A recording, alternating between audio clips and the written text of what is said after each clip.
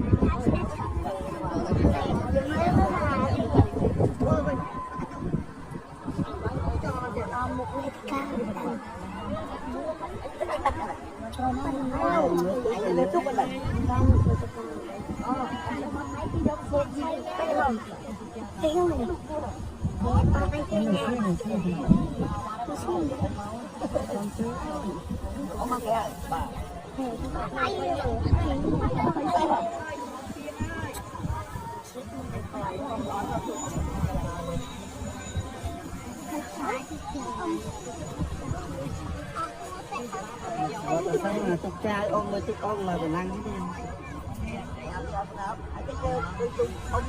sách tắc khăn khăn từ chơi nghe sa cơ để cho xem thấy sách tắc khăn nóng từ tục trai và tận nặng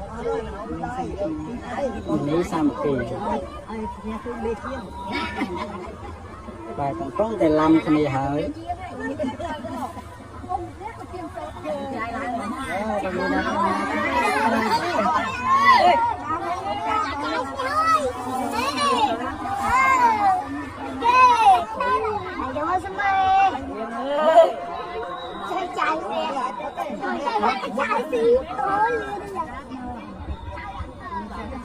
tục trai này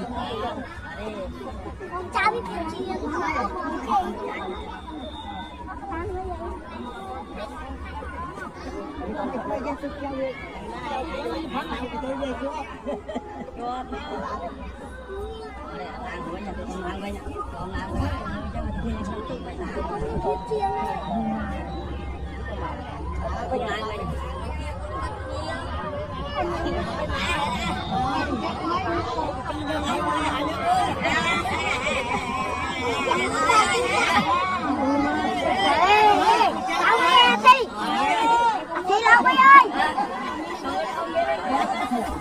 Thì làm nghe đi.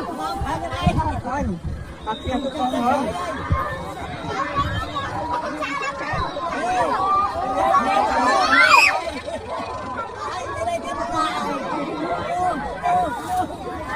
chạy lại người kia